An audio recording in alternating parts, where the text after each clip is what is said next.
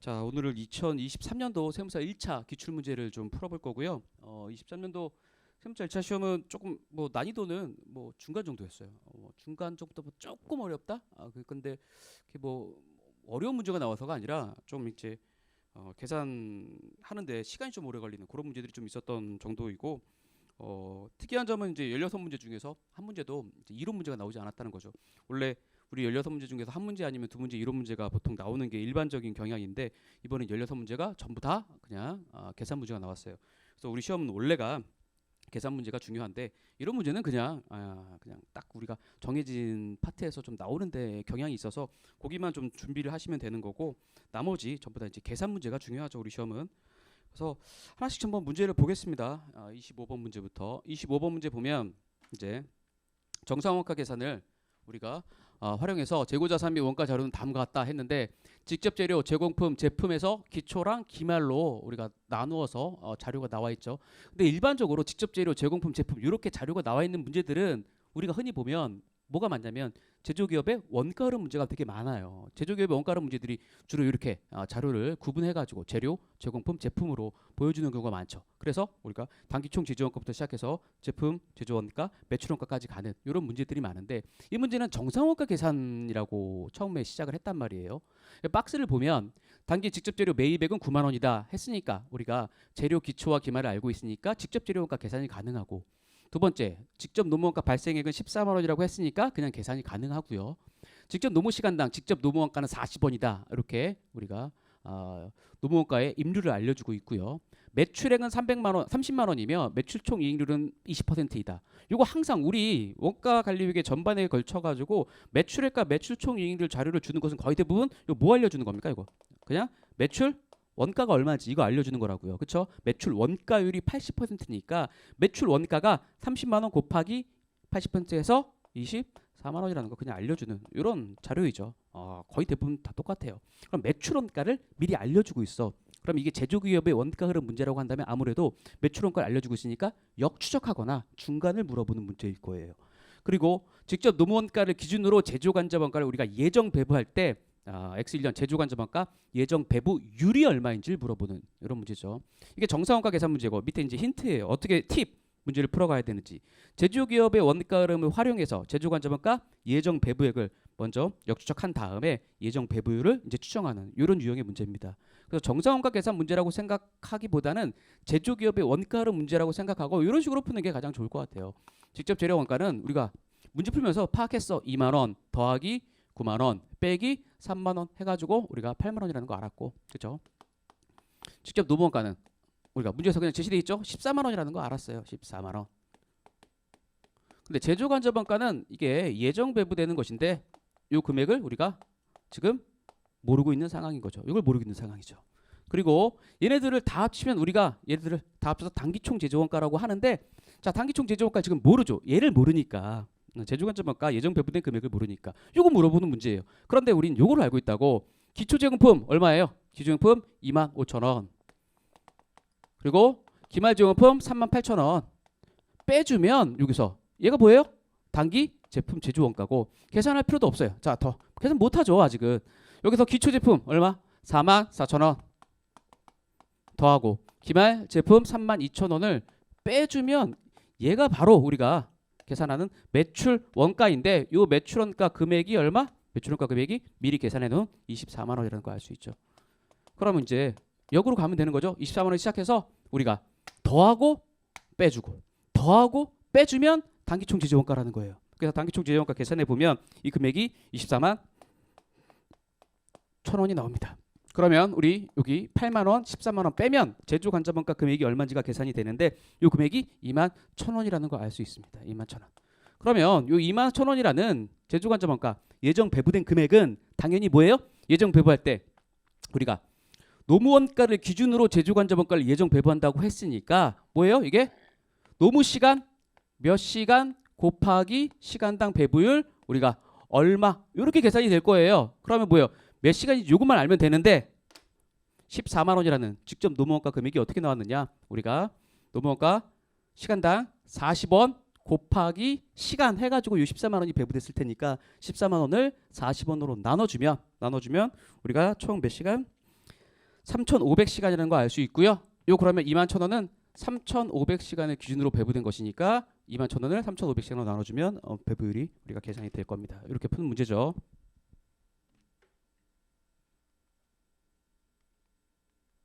자, 이제 26번 문제 한번 볼게요. 자, 26번 문제는 표준원가 계산 제도를 적용하고 있다. 표준원가 계산 문제예요. 표준원가 계산 문제고 변동 제조관자본가와 고정 제조관자본가 예산이 각각 54만 원, 62만 5천 원이래요.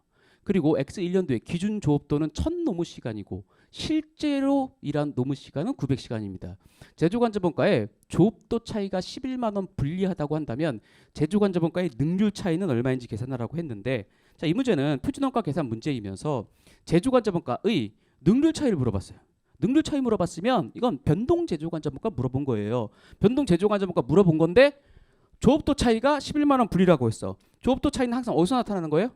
고정 제조관자본가에서 나타나는 건데 고정 제조관자본가 조업도 차이를 알려준 것은 뭔가 고정 제조관자본가 자료에서 우리가 뭔가 자료를 우리가 더 추가적으로 확보해서 변동 제조관자본가를 분석해야 되는구나. 고정 제조관자본가와 변동 제조관자본가를 연계시켜서 낸 문제라는 걸 좀 알 수가 있습니다.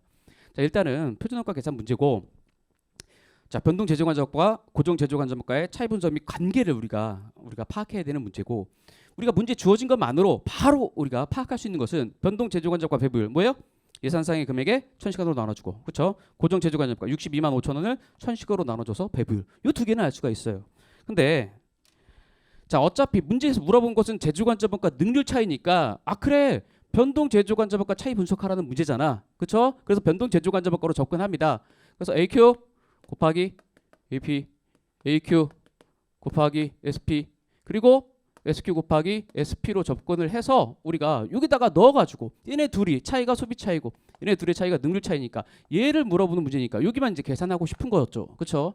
그런데 우리가 알고 있는 자료들을 여기다 대입해야지만 이 금액이 나올 텐데 알고 있는 자료는 첫 번째 뭐예요? 우리가 배부율 변동 제조관자본가 배부율 540원이라는 거 알고 있으니까 SP예요. 이게 540원. 그렇죠? 540원 알고 있어요. 여기도 똑같이 SP죠? 540원 알고 있습니다. 자, 그럼 곱하기 앞에 뭐예요? 여기는 실제 시간일 테고 여기는 실제 생산량에 허용된 표준 투입량일 거예요. 그러니까 무슨 말이냐면 여기는 실제 몇 시간 이렇게 적을 것이고 여기는 실제로 우리가 생산을 몇 개 했는지 곱하기 표준 몇 시간 이렇게 적을 겁니다. 그런데 여기는 적을 수가 있어요. 일단 문제에서 실제 직접 노무 시간이 900시간이라고 했어. 그럼 여기 900시간이라고요. 얘는 알고 있습니다. 900시간. 그럼 여기 값을 우리가 알고 있어. 그럼 여기만 알면 돼요. 여기만 알면 돼. 실제 생산량이 몇 개고 그리고 실제 생산량이 허용된 표준 시간이 몇 시간인지 이것만 알면 돼. 근데 이거를 우리가 모릅니다.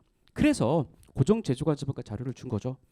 우리 시험에서는 변동 제조관자본가와 고정 제조관자본가 요 관계를 물어보는 이런 문제들이 많이 있어요. 자료를 위에서 가져다가 밑으로 쓰고 밑에서 가져다가 위에다 쓰고.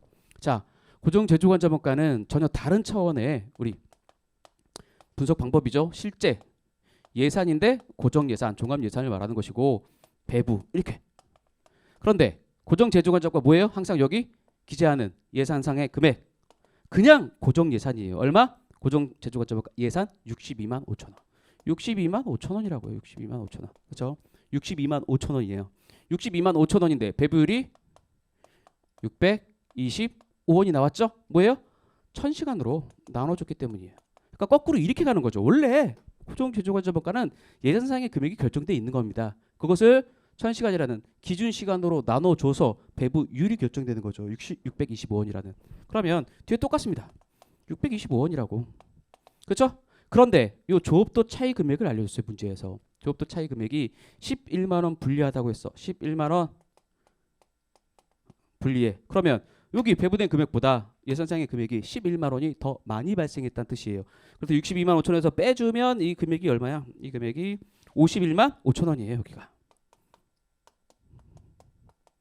그러면 625원으로 나눠줘 보면 이 시간이 몇 시간이 나오냐면 824시간이 나옵니다.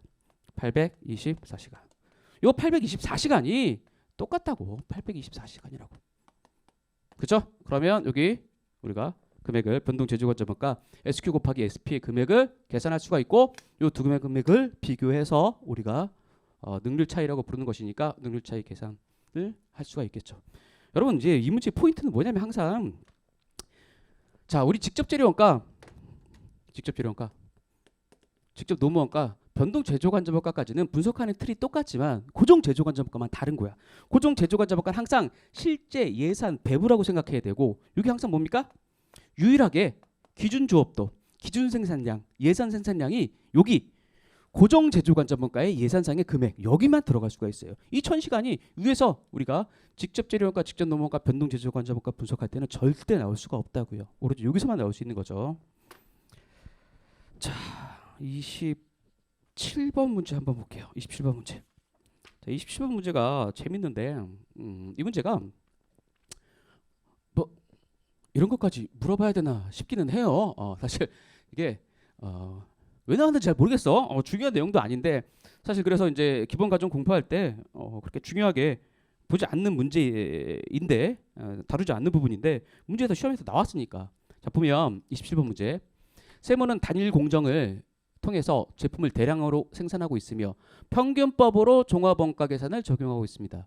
원재료는 공정 초에 전량 투입되고 가공원가는 공정 전반에 걸쳐서 균등하게 발생한다. 일반적으로 종합원가 계산 문제 나올 때 일반적인 가정이죠. X1년에 단기 착수량이 1250개, 단기 완성량이 1210개, 기초제공품 수량이 250개였는데 가공원가 완성도가 80%, 기말제공품 수량이 우리가 50개라고 했어요. 그리고 가공원가 완성도는 60%.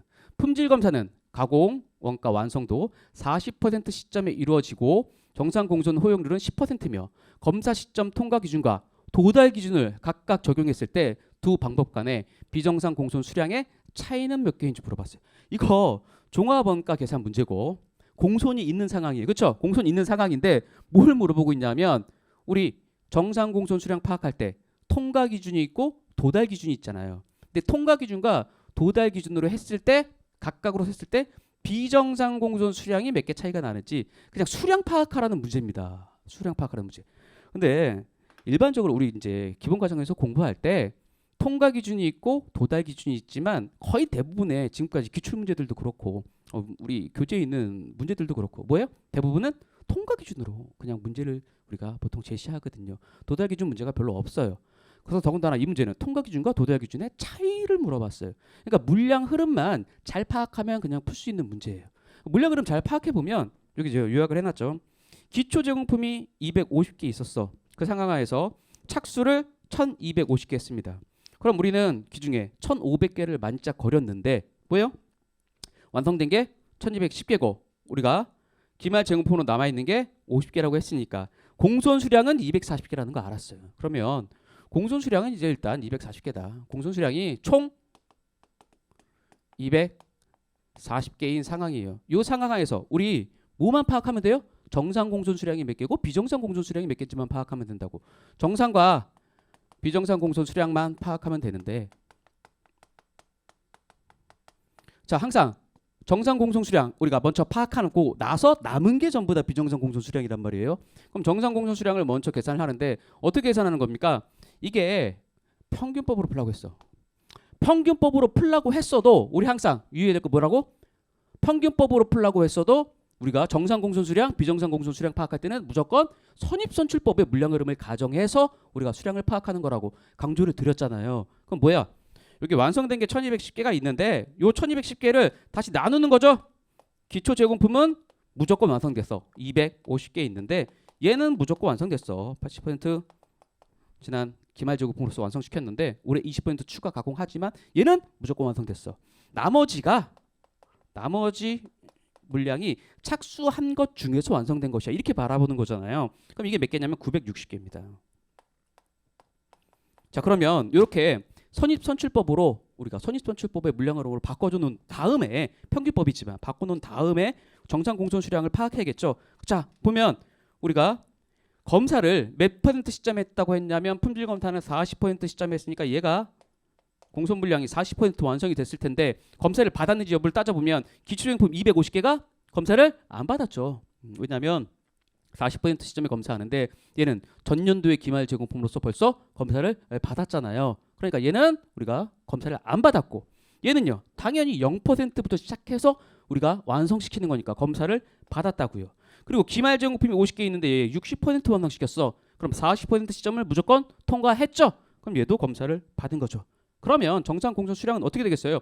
960개 더하기 뭐예요? 50개 남아있는 기말제공품 검사를 통과한 거. 지금 통과 기준부터 먼저 하는 겁니다, 여러분. 첫 번째 통과 기준인데 통과 기준으로 할 때 960개 더하기 50개 한 다음에 여기에 10% 이렇게 되겠죠? 그렇죠? 그럼 이게 물량이 몇 개가 나오냐면 101개가 나와요.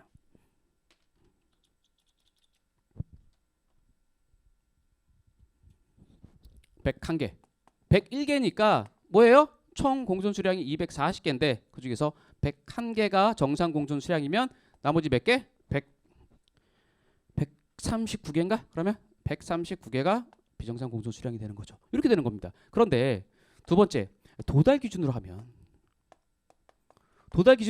총 240개 중에서 여러분 정상과 비정상 공선 수량으로 나눌 때 어떻게 하겠다는 거야? 우리가 이게 익숙하지가 않아요. 익숙하지가 않은데 도달 기준이 익숙하진 않지만 어떻게 하는 건지는 우리가 알고 있어서 한번 적용해 보면 보세요. 960개 뭐예요?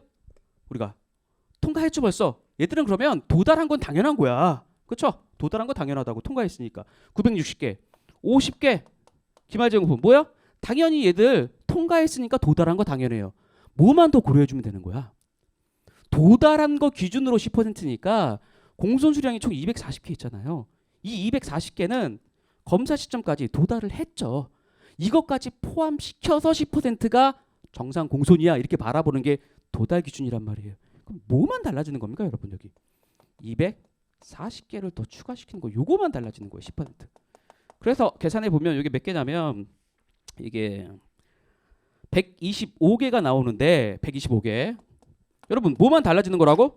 얘만 달라지는 겁니다. 얘만 여기 도달 기준이기 때문에 여기까지 도달한 것의 10%가 정상 공선이에요. 그러면 우리가 당연히 착수해서 완성한 거 기말 제공품 전부 다 통과했기 때문에 당연히 도달한 것이고 여기다 추가적으로 고려할 것은 공선 수량만이에요. 공선 수량 도달한 거 240개. 그러면 여기 125개고 여기 비정상 공선 수량은 몇 개냐면 115개가 됩니다. 그럼 여러분 이 문제는 뭘 물어보고 있냐면 비정상 공선 수량의 차이를 물어보고 있어요. 몇 개 차이가 나는지 통과 기준으로 했을 때 도달 기준으로 했을 때 몇 개의 차이가 나는지 이걸 물어보고 있는데 이 문제 여러분 139개와 115개의 차이거든요. 그러면 답이 24개야. 이 24개 이렇게 풀어야 돼?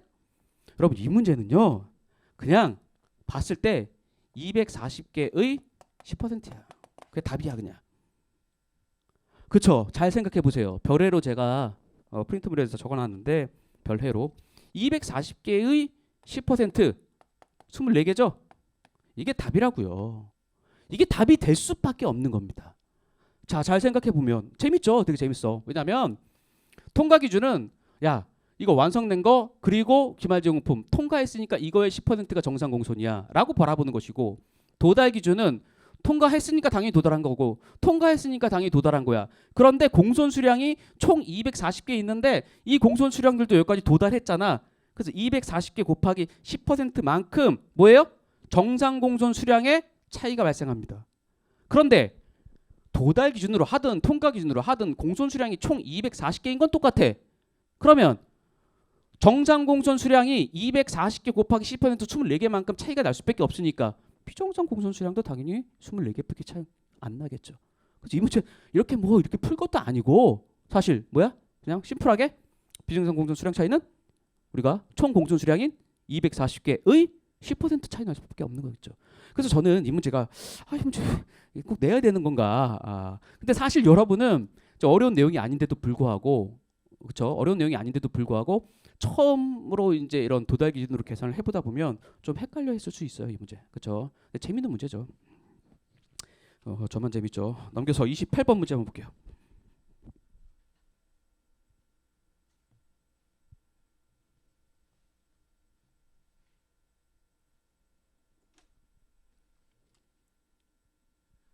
자, 28번 문제. 세무는 X 1년 초에 설립됐고 생산량과 판매량이 각각 3,200개와 2,900개라고 했어요. 자, 여러분 보세요. 항상 이제 문제가 초에 설립되면 우리는 항상 기초가 없죠. 기초 재고 자산이 없어. 초에 설립되면 항상 우리 원가 관리 회계에서는 기초 재고 자산이 존재하지 않습니다. 기초 제품도 없고 기초 제공품도 없고. 기초 원재료도 없어요. 재고자산을 구성하는 항목들이 다 0입니다. 그런 상황 하에서 3,200개를 생산해서 2,900개를 판매했다고 했으니까 기말 우리가 제품으로 남아있는 것은 300개라는 거 알 수 있죠. 기말 제품 300개. 동기간 동안에 고정 제조 간접 원가가 35만 8,400원이 발생했고 고정 판매비와 관리비는 25만 원이 발생했습니다. 전부 원가 계산을 적용했을 때 기말 제품의 단위당 제품 원가가 전부 원가 계산으로 계산하면 제품 원가가 800원인데 변동 원가 계산을 적용했을 때는 기말 제품 재고액이 얼마냐 이렇게 물어본 겁니다. 여러분, 자 문제는 자 여기 쭉 가보면 전부 원가 계산 적용했을 때의 우리가 제품 원가가 800원이라고 했어요. 전부 원가 계산으로 하면 제품 한 개당 800원이야라고 말을 합니다. 근데 전부 원가 계산과 변동 원가 계산의 차이는 뭐예요? 제품의 원가를 어디까지 볼 것이냐에 따라서 전부 원가 계산, 변동 원가 계산으로 나누는 것인데 제품 원가를 전부 원가 계산해서 뭐예요? 직접 재료 원가, 직접 노무 원가, 변동 제조 간접 원가, 그리고 고정 제조 간접 원가까지 전부 다 제품의 원가를 구성하는 거야라고 말을 하는 것이고 변동 원가 계산에서는 어떻게 해요? 변동 원가 계산에서는 아니야. 직접 재료 원가, 직접 노무 원가, 변동 제조 간접 원가까지만 고정 원가는 뭔가 문제가 있기 때문에 제품의 원가로 치지 않겠어. 그것은 그냥 당해 발생한 금액을 전체를 기간 비용 처리할 것이야. 이게 바로 변동 원가 계산이에요. 그럼 보세요. 전부 원가 계산에서 이 800원 안에는 직접 재료 원가, 직접 노무 원가, 변동 제조 간접 원가, 고정 제조 간접 원가가 다 들어가 있어.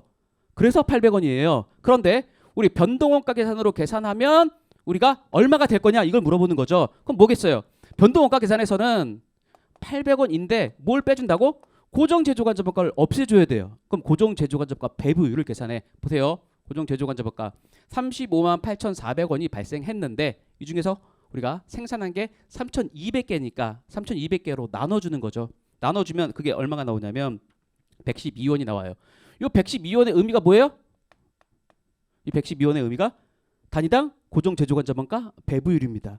이 800원 속에는 요 112원이라는 고정 제조 간접 원가 금액도 들어 있는데 이거 빼주겠다는 뜻이에요. 이거 빼주겠다는 뜻. 이거 빼고 곱하기 뭐예요? 이제 우리가 총 3,200개를 생산해서 2,900개를 판매했으니까 뭐야? 총 300개가 지금 기말 재고로 남아 있습니다. 끝이죠?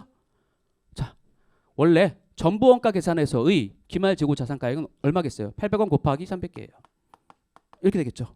그런데 300개는 변함없어. 변동 원가 계산이나 전부 원가 계산이라고 해서 기말 재고 수량이 바뀌겠어요? 안 바뀌죠. 다만 이 800원 속에 있는 고정 제조 간접 원가 금액만 빼주고 우리가 계산을 하면 변동 원가 계산에 기말 제품 재고 과액이 나올 겁니다. 간단한 문제였어요. 간단해. 자, 29번 문제 한번 볼게요. 자, 세무는 X1년 제품 A와 B를 각각 1,800개와 3,000개를 생산 판매하였고 그리고 각 제품은 배치로 생산되고 있으며 제품 A와 B의 배치당 생산량은 150개, 200개다. 활동 원가는 총 142만 3천 원이 발생했고 제품 생산과 관련된 활동 내역은 다음과 같다 해서 자, 활동을 회사가 정의하는 거잖아. 활동은 세 개의 활동으로 나눠놨어. 재료 이동, 재료 가공, 그리고 품질 검사 이렇게 세 가지 활동으로 나누었고 원가 동인을 회사가 파악해놨어. 우리가 파악하는 거 아니죠? 그리고 활동 원가를 회사가 다 집계해놨어. 그렇죠? 그리고 나서 제품 생산을 위한 활동 사용량은 다음과 같다 해서 두 번째 박스에서 A와 B의 재료 이동은 배치당 2회씩 이루어진다. 그리고 A와 B의 총 기계 작업 시간은 각각 300시간과 500시간이다. 그리고 A와 B 품질 검사는 배치당 2회씩 이루어지며 A와 B의 1회 검사 시간은 각각 2시간과 1시간이다. 그리고 물어보는 게 제품 A에 배부되는 활동 원가는 이렇게 물어봤습니다. 되게 쉬운 문제죠. 그냥 ABC 문제인데 ABC는 문제 나오면 전형적인 문제들이 자주 나오는데 그냥 계산 과정이 복잡할 뿐이지 문제 자체가 뭐 꼬아서 낼 게 없어요. 별로. 여러분 이건 그냥 바로 여기서 제가 정리를 해놨는데 같이 정리했어. 뭐냐면 자, 재료 이동, 재료 가공, 품질 검사로 나누어서 문제에서 제시된 겁니다. 활동 원가 18만 9천 원, 100만 원, 23만 4천 원. 문제에서 그냥 정리돼 있고, 그렇죠? 원가 동인이 이동 횟수와 기계 작업 시간, 검사 시간이야 각각이. 자, 이제 뭐만 잘 정리하면 되겠어요, 여러분. 제품 A와 제품 B 두 번째 박스에 나와 있는 거 그대로 제가 갖다 여기다 넣어놨는데 제품 A와 제품 B로 나누어서 해당 원가 동인들을 얼마큼 소비했는지를 각 집계만 잘하면 뭐예요? 총 원가 동일 수량을 우리가 이렇게 파악해서 뭐예요? 원래 우리가 이제 기본 과정에서 공부할 때는 이렇게 수량을 파악하고 나면 뭐예요? 배부율이죠. 배부율이 회당 얼마, 그쵸? 시간당 얼마, 그쵸? 시간당 얼마, 이렇게 배부율을 계산해서 각각의 개별 제품이나 우리가 작업에다가 배부해 주는 겁니다. 근데 이 문제는 그렇게 풀 필요가 없다는 거죠. 1차 시험이니까. 자, 여기만 잘 집계하면 되는데 원가 동일 수량만. 원가 동일 수량 집계하는 거 보세요.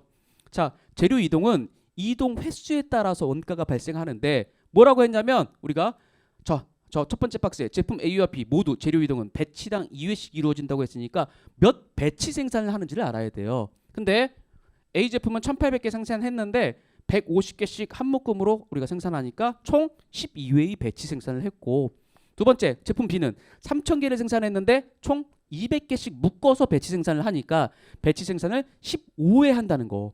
A와 B의 배치 생산이 각각 몇 회 이루어지는지를 먼저 파악하고 나면 나머지 이제 자동으로 풀 수 있죠. 왜?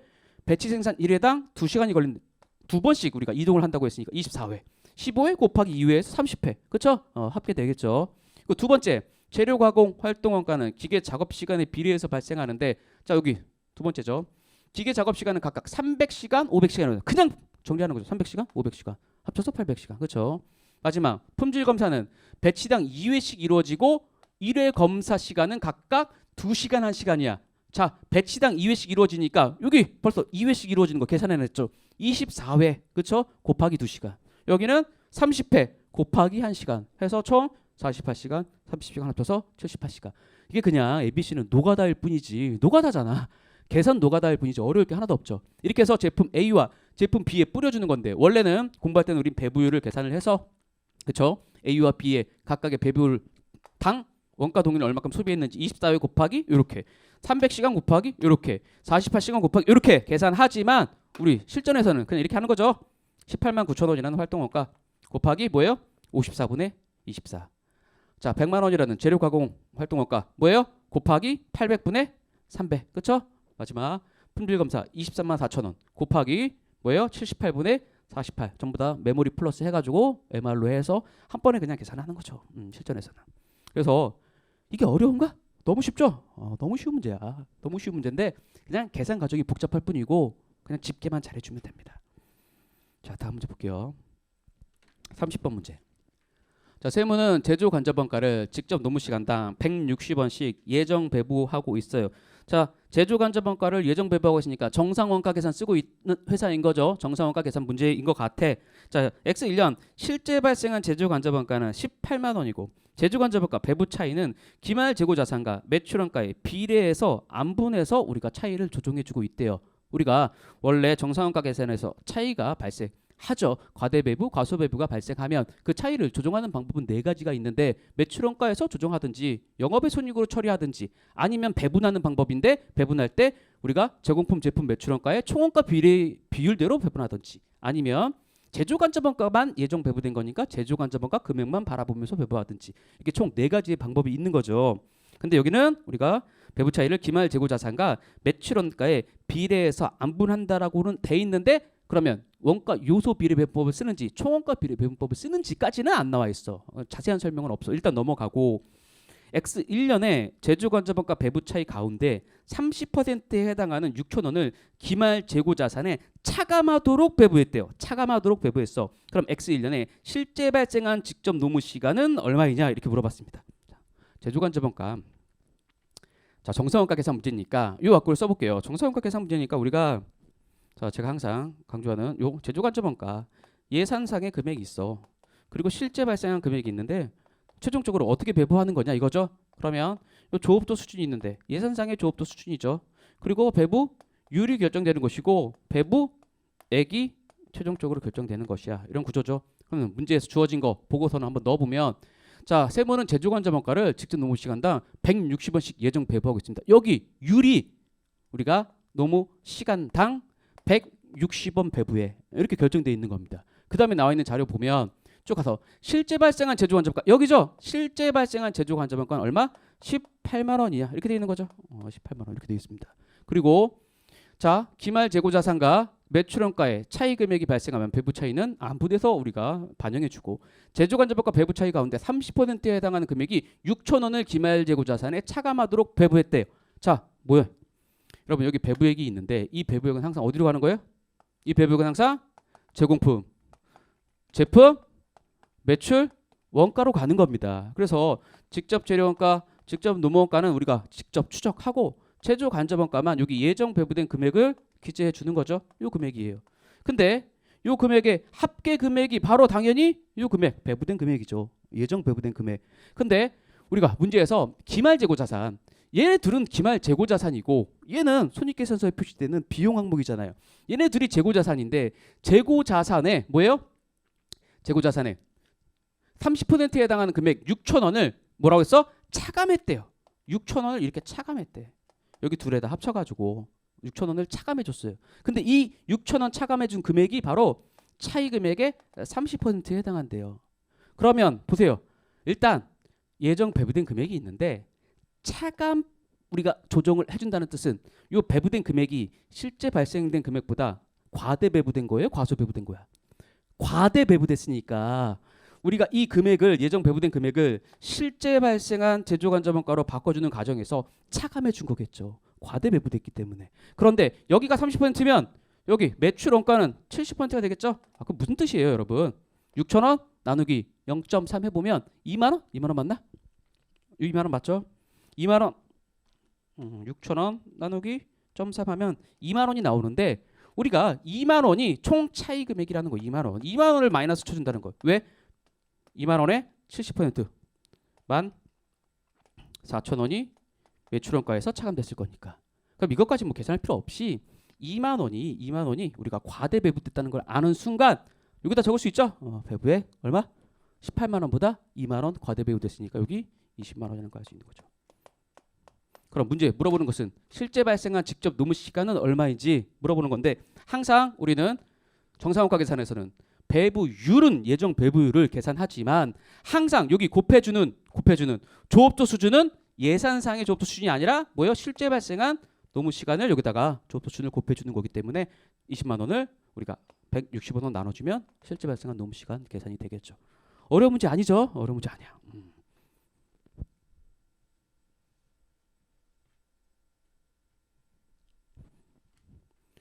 자, 31번 문제 볼게요. 자, 세무는 제품 A와 B를 생산하고 있으며 A와 B 모두 절단 공정과 조립 공정을 거쳐서 완성이 되고 각 공정에서 직접 노무 인력과 관련된 자료는 다음과 같다 해서 절단 공정, 조립 공정에 발생한 직접 노무 원가 실제 발생액이 각각 나와 있고 실제 직접 노무 시간이 A와 B에 각각에 우리가 투입된 실제 직접 노무 시간이 나와 있어요. 그럼 사실 절단 공정, 조립 공정 각각 뭐예요? 그 실제 발생한 금액을 A와 B의 실제 노무 시간 비율대로 안분해가지고 노무 원가는 배부해 줘야겠죠. 그리고 밑에 A와 B의 직접 재료 원가는 각각 2만 원과 15,000원이고 제조 간접 원가는 직접 노무 원가의 120%를 예정 배부한대요. 그냥 정상 원가 계산 방식이죠. 노무 원가의 20%, 120%를 예정 배부하고 제품 A의 단기 제품 제조 원가가 얼마인지 계산하라는 문제예요. 그러면 이 문제 내가 해놨나? 안 해놨네. 그럼 보세요. 자, 제품 A의 단기 제품 제조 원가 구하라고 했으니까 A가 있고 B가 있는데 A와 있고 B가 있는데 그냥 A만 계산하면 되는 거죠. A만 계산하면 되고 처음에 뭐야? 직접 재료 원가 계산하죠? 직접 재료 원가 우리가 제품 A의 직접 재료 원가 2만 원, B는 15,000원 했는데 B는 계산할 필요도 없어. A만 2만 원. 그렇죠? 직접 노무 원가인데 직접 노무 원가가 두 가지로 나눠져 있어요. 절단 공정과 조립 공정. 절단 공정, 조립 공정. 그래서 절단 공정에서 발생한 원가는 총 3만 원인데 A를 만드는데 1200시간, B를 만드는데 800시간 썼으니까 3만 원 곱하기 60% 되겠네요. 그렇죠? 18,000원. 그러면 자, 조립 공정 총 4만 원에 노무 원가가 발생했는데 6분의 2, 6대 2의 비율이니까 6대 2의 비율이니까 몇 퍼센트야? 25%인가? 배분해 보면 3만 원. 4만 원 중에 3만 원은 제품 A에, 나머지는 제품 B에 이렇게 가야 된다고요. 그러면 보세요. 제조 간접 원가는 뭐라고 했어? 120%를 그냥 예정 배부한다고 했죠? 그럼 요 두 개 합친 금액, 48,000원에 120%의 금액이 제조 간접 원가로 그냥 예정 배부되는 거예요. 그럼 이 문제는 계산해 보면 요게 57,600원이라고. 그럼 여러분 이거 다 합치면 이게 답이 나오긴 해요. 근데 이 문제를 그냥 이렇게 단순하게 이거 어차피 이제 실제 시험장에서는 뭐 더 깊게 생각하거나 이럴 수는 없겠지. 그렇지만 우리 이제 씹어 먹어야 되니까 과거에 기출됐던 문제는 완벽하게 이해를 해야 되니까 다시 한번 좀 생각해 보면 문제에서 물어보는 것은 여러분 제품 A에 단기 제품 제조원가를 물어봤어. 단기 제품 제조원가를 물어봤는데 지금 제가 계산한 방식을 보세요. 직접 재료원가, 직접 노무원가, 제조간접원가 여기까지 다 계산한 것 같아. 근데 이거 세 개를 합치면 단기 제품 제조원가야? 원래 우리는 이렇게 공부했잖아. 직접 재료원가, 직접 노무원가, 제조간접원가 합치면 단기 총 제조원가다. 그쵸? 이렇게 공부했죠. 근데 뭐야? 여기다가 기초제공품은 더하고 기말제공품을 빼줘야지만 단기 제품 제조원가다라고 말을 하는 거였잖아. 그런데 그냥 직접 재료원가, 직접 노무원가, 제조간접원가 더한 다음에 단기 제품 제조원가 답을 골랐다고요. 왜? 제공품이 없으니까. 제공품이 없거나 기초제공품과 기말제공품이 같으면 단기 총 제조원가가 단기 제품 제조원가와 일치하죠. 그래서 여기서는 쭉 계산해서 단기 총 제조원가 계산하면 그게 바로 단기 제품 제조원가라는 거죠. 무조건. 그리고 이 문제가 또 이런 거죠. 여러분 이게 57,600원이라는 이 금액은 뭐야? 예정 배부된 금액이죠. 예정 배부된 금액. 예정 배부된 금액이라는 것의 뜻은 뭐예요? 제조간접원가가 정상원가 계산 써서 제조간접원가를 예정 배부했기 때문에 이 금액은 실제 발생한 원가가 아니죠. 실제 발생한 원가가 아니야. 그럼 나중에 실제 발생한 제조간접원가 A와 B의 실제 발생한 제조간접원가 집계해보면 달라질 거예요. 그럼 차이 조정하는 방법이 있죠. 우리가 매출원가에서 전액 조정하거나 아니면 영업의 손익으로 처리하거나 아니면 우리가 제품 A, B 제공품 없다고 했으니까 그렇죠? 제품 A, B 둘 중에 어떤 게 팔렸다고 한다면 매출원가고 여기서 뭔가 차감해주거나 우리가 아니면 더해주거나 이런 식으로 조정할 거잖아요. 그럼 이 금액이 바뀌겠죠. 당연히 바뀝니다. 여기 플러스 마이너스 해버리면. 근데 어차피 이 문제에서는 그런 내용이 하나도 없어. 실제 발생한 제조간접원가는 얼마고 차이는 어떤 방식으로 조정한다 뭐 이런 표현이 아예 없잖아요. 그러니까 당연히 그냥 예정 배부된 금액으로 단기 제품 제조원가 계산하라는 문제였죠. 이런 것까지 좀 생각하시면서 공부하면 좋아요. 이왕 기출된 문제니까 그렇죠? 자 32번 문제 한번 볼게요.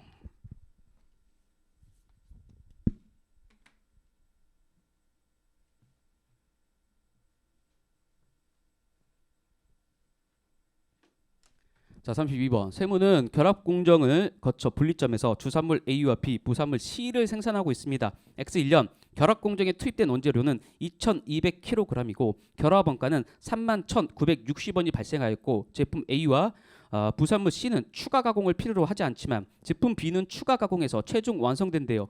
부산물의 원가는 생산기준법을 적용해서 인식한다. 우리가 부산물을 인식하는 방법은 생산기준법 그리고 판매기준법이 있는데 생산기준법은 생산된 시점에 순실현 가치로 별도의 자산으로 인식하는 것이고 판매가치법은 인식 안 하는 것인데 당연히 부산물이 있는 상황을 줬으면 일반적으로 문제는 생산기준법을 낼 수밖에 없습니다. 이렇게 해서 자 생산 및 판매 관련된 자료라고 해가지고 A, B, C가 생산량이 나와 있고 추가 가공 원가가 나와 있고 단위당 판매 가격이 나와 있고 결합원가 배분액이 나와 있네. 자 원래 우리가 일반적으로 공부할 때는 부산물이 주어진 상황이에요. 그러면 어떻게 하는 거야? 부산물에 우리가 순실현 가치를 계산해서 결합원가에서 그 부산물의 순실현 가치를 빼준 다음에 그 금액을 가지고 주산물에만 배부해 주는 거야. 이 문제는 뭐예요?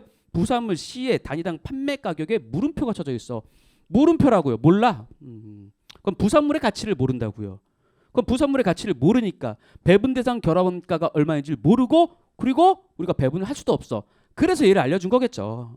이거 전형적으로 우리는 정방형으로 푸는 거에서 역추적하는 것을 항상 문제에서 많이 내요. 우리 시험. 그래서 물어보는 게 순실현 가치법으로 결합원가 배분할 때 제품 A에는 13,950원이 배분됐대요. 부산물 C의 단위당 판매 가격은 얼마인지 역추적하라는 이런 문제예요. 그러니까 공정거론도 그려보면 A, B 생산되고 C라는 부산물이 나왔어. 그렇죠? 여기 결합원가가 있었을 거예요. 결합원가 있는데 이 결합원가가 총 31,960원이에요. 31,960이에요. 그럼 우리는 부산물을 생산기준법으로 인식하니까 부산물의 순실현 가치를 계산을 해서 31,960에서 얘를 빼준 다음에 그걸 가지고 A와 B에 뿌려줘야 돼요. 순실현가치법으로 풀라고 했으니까 우리가 B는 추가 가공한다고 돼 있나? B가 추가 가공해서 11,000원의 추가 가공 원가가 들어가요. 11,000원. 그리고 A는 우리가 판매 가격이 100원이고 100원이고 B는 판매 가격이 320원. 이런 상황이니까 우리 어떻게 되냐면 순실현가치법 쓰면 A와 B의 순실현 가치를 계산해서 그렇죠? 결합원가를 배부해 주면 되는데 결합원가 요 결합원가가 31,960원은 아니라는 거 알고 있어. 알고 있어요. 왜 그러냐면 이 부산물이 있고 부산물의 순실현 가치를 인식해서 여기서 빼줘야 되니까. 그렇죠? 그러면 순실현 가치부터 계산해 보자고. A는요. 100원인데 우리가 총 생산량이 A가 1350kg이야. 그럼 1350kg 곱하기 100원 하면 여기 순실현 가치 13만 5천 원. 자, 주산물 B는요.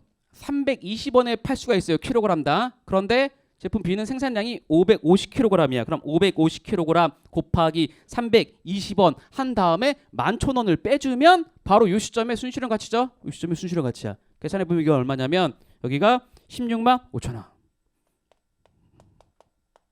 그러면 뭔가 느낌 좋죠? 13만 5천 원, 16만 5천 원. 그리고 더하면 이거 30만 원이네. 그죠?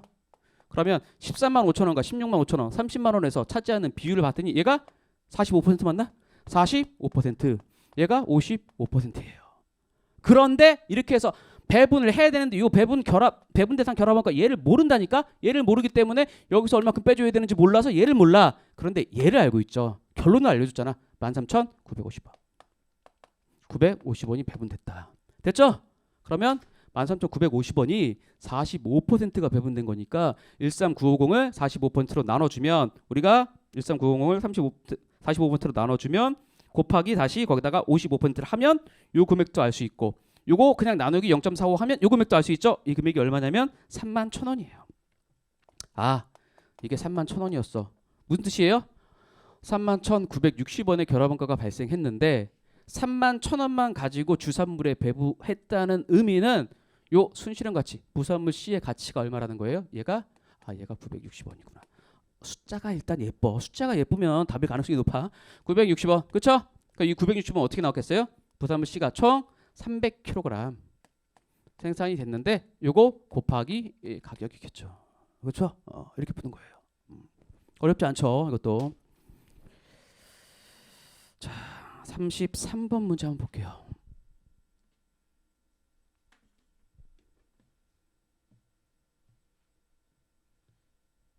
자, 33번 문제 품질원가 문제죠. 자, 세무의 품질관리 활동 원가는 다음과 같다 해서 우리가 지금은 안 읽어볼 거야. 쭉 있어. 8개가 있는데 8개의 원가가 나와 있고요. 자, 밑에 먼저 읽어보면 위 원가를 다양한 유형별로 구분해서 자세히 분석한 결과 예방 원가를 현재보다 50% 증가시키면 외부 실패 원가를 현재보다 40% 절감할 수 있을 것으로 예상했습니다. 이를 실행할 경우에 회사의 이익은 이거 왜 떨어져 있냐? 회사의 이익은 얼마나 증가하는가 이렇게 물어봤습니다. 여러분, 품질 원가는 크게 보면 두 가지로, 그렇죠?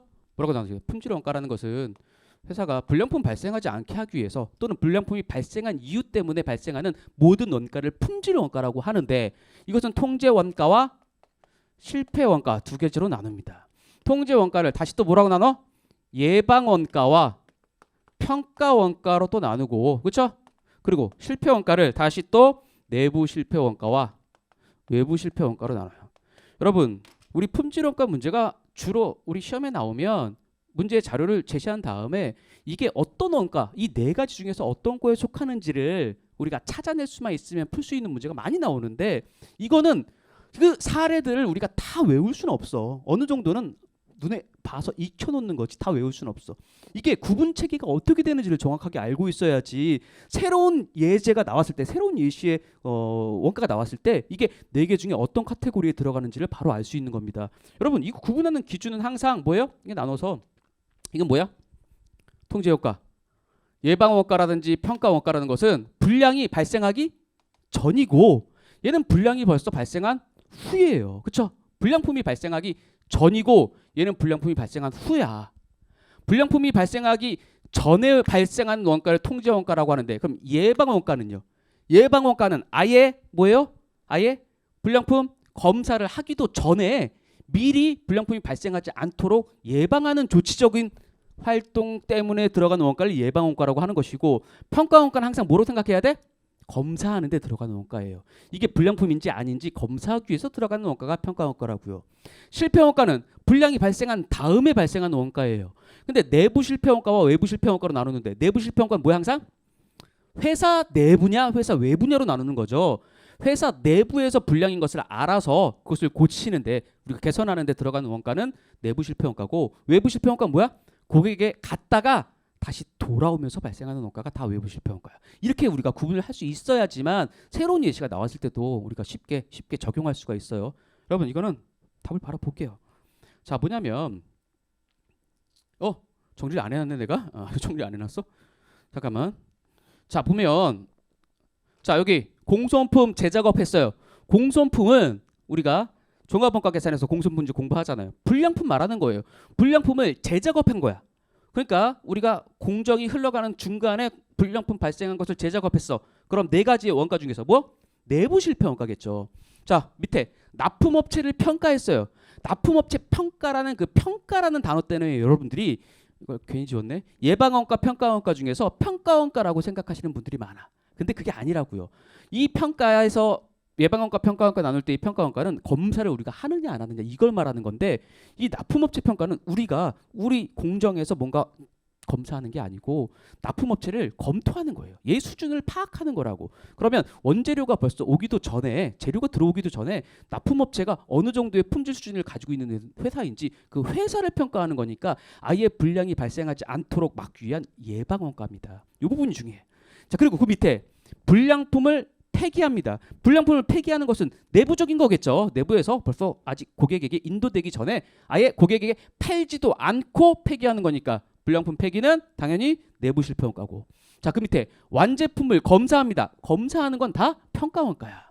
자, 오른쪽에 다시 보증 수리 원가. 보증 수리 원가라는 말 자체가 뭐야? 고객에게 갔다가 보증 수리 기간이어서 다시 돌아와서 우리가 해주는 거야. 그러니까 외부 실패 원가예요. 자, 반품 재작업. 반품 재작업이라는 것 자체가 고객에게 갔다가 다시 반품된 거야. 그러면 고객에게 갔다 왔으니까 외부 실패 원가야. 자, 품질 교육 훈련 뭐야? 우리가 검사하는 거 아니죠? 미리 우리가 불량이 발생하지 않도록 예방하는 차원에서 하는 거야. 예방 원가죠. 제공품을 검사하는 거야. 검사하는 건 가장 대표적인 평가 원가입니다. 그럼 됐죠? 이거 우리가 지금 분류만 제대로 했으면 뭐야? 물어보는 게 예방 원가를 현재보다 50% 증가시키면 외부 실패 원가는 현재보다 40% 절감할 수 있다고 했으니까, 이거는 예방 원가 50% 증가시키는 것은 증가되는 비용이고, 그렇죠? 여기 외부 실패 원가 현재보다 40% 절감되는 것은 증가되는 수익이죠. 두 개의 금액 바로 때려가지고 계산해 보면 되겠죠. 사실 16문제 전부 다 계산 문제가 나왔다라고 말을 하지만 이 문제는 어떻게 보면 뭐예요? 이론 문제지 사실은. 물론 계산 문제인 것 같아. 그런데 여러분, 계산은 요 예방원가 50% 우리가 증가시키면 돈이 얼마큼, 비용이 얼마큼 증가하는지, 그리고 외부 실패원가 40% 절감되면 얼마큼 돈이 절감되는지, 요거잖아. 이게 뭐 중요한 게 아니잖아. 이거는 요 8가지의 활동 원가를 4가지의 품질 원가 카테고리별로 나눌 수 없으면 풀 수가 없는 거니까 사실은 요거는 좀 이론상의 문제, 이론 문제라고도 좀 볼 수 있을 것 같습니다. 자, 그래도 어려운 문제는 아니었어요. 34번 문제 한번 볼게요. 자, 세무는 단일 제품을 생산 판매하며 제품 단위당 판매 가격이 100원이고 단위당 변동원가는 60원으로 일정하나 고정원가는 제품 생산 범위에 따라서 서로 상이하대요. 제품 생산 범위가 첫 번째 구간에서 1에서 1000개까지 생산할 때는 뭐야? 두 번째 구간 1001개에서 2000개까지로 넘어가면 고정원가가 오히려 17,600원 당연히 증가하겠죠. 자, 어떠한 특정 관련 범위를 벗어나면 고정원가가 툭 튈 수밖에 없다고요. 왜 그래요? 기계장치를 더 우리가 추가로 구입하거나 아니면 공장을 하나 더 지어야 되니까. 자, 첫 번째 구간의 손익분기점이 860개인 경우 두 번째 구간의 손익분기점은 몇 단위인가? 자, 우리가 CBEP 분석 문제인데 대표적인 비선형 함수하의 CBEP 분석 문제이고, 비선형 함수하의 CBEP 분석 문제 중에서 뭐야? 고정원가가 단계적으로 어떤 관련 범위를 넘어서면 증가하는 이런 경우죠. 그러니까 이런 거잖아. 우리 원래 원가는 이렇게 증가하는 거잖아. 고정원가가 있고 변동원가가 있는데 어떤 특정 범위를 벗어나면 고정원가 이렇게 증가하는 거죠. 그렇죠? 어떤 특정 범위를 벗어나면 고정원가 이렇게 증가한다고요. 그래서 이런 문제들은 항상 어떻게 푸는 거예요? 관련 범위를 나누어서 푸는 거죠. 관련 범위를 나누어서 우리가 처음에 1개부터 시작해서 1000개까지는, 그리고 1001개부터 시작해서 2000개까지는 이렇게 두 가지로 나누어서 우리가 푸는 것이고, 보면 우리가 고정원가가 첫 번째 요 1개부터 시작해서 1000개까지 생산할 때 고정원가를 모르는 상황이고, 우리가 요 상황 하에서의 뭐를 알고 있냐면 손익분기점, 생산량, 판매량을 알고 있어요. 뭐라고 했냐면 손익분기점이 860개라고 했어요. 여기가 860개. 그리고 여기 고정원가 모르는데 여긴 뭐라고 했어? 첫 번째 구간보다 두 번째 구간 넘어가면 고정원가가 17,600원 더 증가한다고 돼 있어요. 그렇죠? 그리고 물어보는 게 두 번째 구간의 손익분기점, 여기를 물어보고 있는 거죠. 이런 문제죠. 이런 문제인데 보세요. 손익분기점 이게 뭐야? 860개라는 거 뭐야? 고정원가를 단위당 공원 이익으로 나눠주면 되는 거잖아. 그래서 제가 문제 읽어보면 판매 가격이 100원, 단위당 변동원가가 60원이니까 한 개를 판매할 때마다 40원씩의 단위당 공원 이익이 발생합니다. 그럼 뭐야? 여기 40원이고 고정원가니까 뭐야? 고정원가는 40원 곱하기 860해서 여기 고정원가가 계산이 됩니다. 고정원가 계산해 보면 이 금액이 34,400원, 34,400원. 그렇죠? 그리고 17,600원을 더하면 두 번째 구간에서의 고정원가. 그렇죠? 손익분기점은 어떻게 되겠어요? 요거 나누기 그냥 그대로 40원. 그렇죠? 그리고 계산을 하면 이게 숫자가 몇 개가 나오냐면 1300개가 나와요. 우리 항상 봐야 되는 거죠. 원래 이 문제는 당연히 볼 필요 없겠지만 요 1300개라는 숫자가 1001개부터 시작해서 여기 2000개 사이에 있어야지만 우리가 손익분기점 수량이지 넘어가게 되면 손익분기점 수량이 아닌 거죠. 근데 이 문제는 뭐 당연히 그 안에 있겠죠. 자, 넘겨서 35번 문제 한번 볼게요.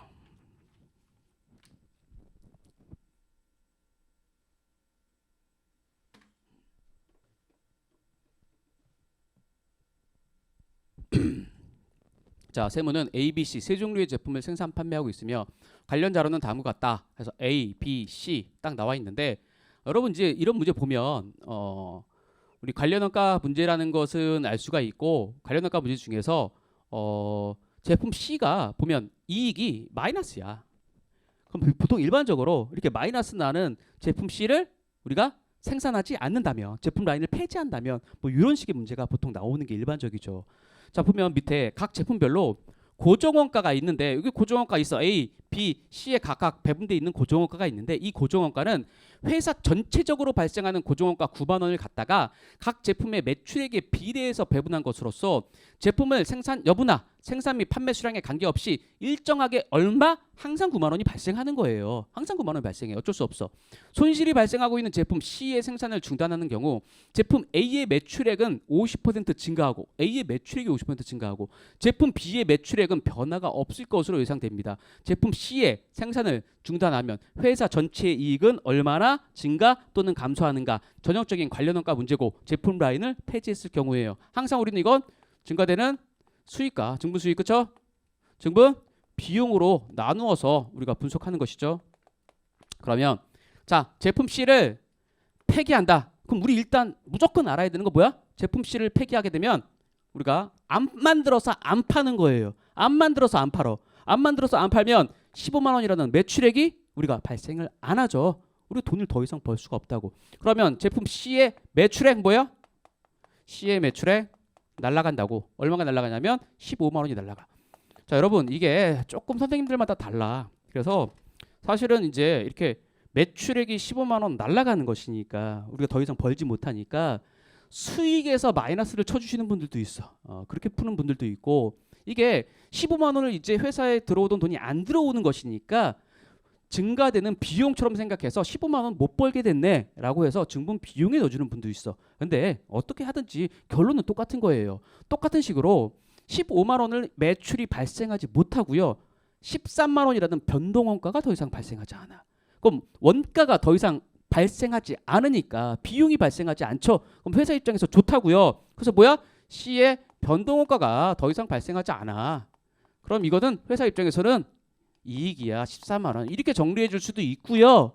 증가되는 비용에다가 마이너스를 쳐줄 수도 있어요. 비용이 더 이상 발생하지 않으니까. 근데 어쨌든 똑같은 거야. 여러분, 뭐야? 한마디로 한 번에 칠 수 있죠. 사실은 15만 원 날라가고 13만 원 날라가. 안 발생해. 그럼 뭐야?